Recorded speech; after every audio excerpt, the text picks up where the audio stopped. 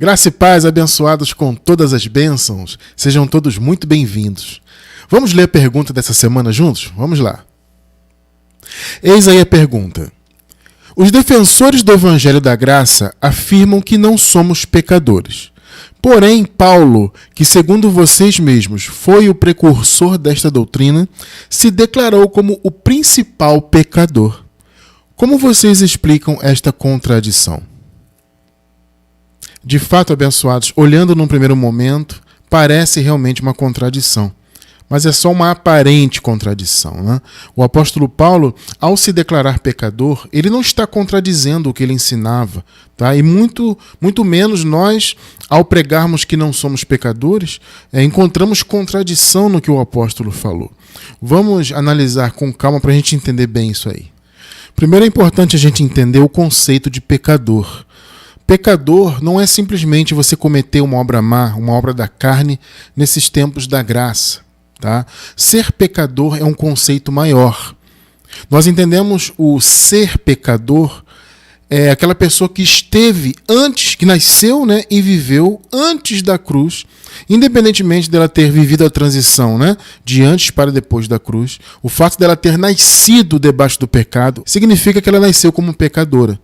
O ponto é esse. Para ser pecador, é necessário que a pessoa tenha nascido debaixo do pecado e tenha vivido, então, um período que seja qualquer, debaixo da condenação.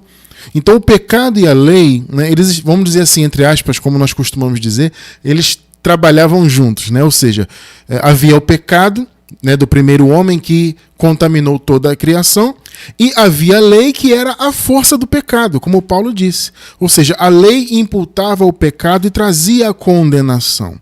Tá? Então as pessoas que nasceram antes da cruz, elas nasceram debaixo do pecado e eram, portanto, pecadoras. Nesse caso, o apóstolo Paulo, assim como todos os contemporâneos dele, né, ele era um pecador. Assim como os demais que nasceram ali e que viveram ali aquele período e nasceram antes da cruz, nasceram ainda debaixo do pecado. Então Paulo era um pecador e todos os outros eram. Por isso que Paulo disse, todos pecaram e carecem da glória de Deus. Com o advento da morte de Cristo, o pecado foi aniquilado. Isso está em Hebreus capítulo 9, versículo 26. Né? O pecado foi aniquilado. Então, o Senhor venceu a condenação do pecado, ele retirou a condenação do pecado. Então, aqueles irmãos que haviam nascido ainda debaixo do pecado e submetidos à condenação que a lei impunha, aqueles irmãos foram transformados em pecadores perdoados. Entende? Então, se dizer pecador naquela época, para aqueles irmãos que haviam nascido ainda antes da cruz, não era errado. Só que o conceito é o seguinte: pecador perdoado. Diferentemente da nossa experiência como igreja, que nós já nascemos depois da obra consumada. Você que está me assistindo, nós não nascemos antes da cruz. Entende? Vocês entendem isso? Nós não nascemos, portanto, debaixo do pecado. Nós já nascemos com a obra consumada. Então nós já nascemos novas criaturas. Aqueles irmãos lá não. Eles nasceram pecadores naquela condição de condenação e foram transformados em novas criaturas e se tornaram, portanto, pecadores perdoados. O apóstolo Paulo se denominou pecador porque ele nasceu naquela condição, assim como os demais, como eu disse, né, os contemporâneos, todos eles nasceram e viveram aquela condição de pecadores, mas Paulo tinha consciência de que ele já havia recebido perdão. Né? Paulo ensina isso claramente, entende? Então, repito, a condição deles, daqueles que nasceram ainda debaixo do pecado, era de pecadores perdoados. Então, Paulo fala, eu sou, né, o pecador e o principal deles. Paulo fala isso, e eu até entendo esse pensamento de Paulo, né, porque o apóstolo tinha um certo peso na consciência por ter perseguido a igreja.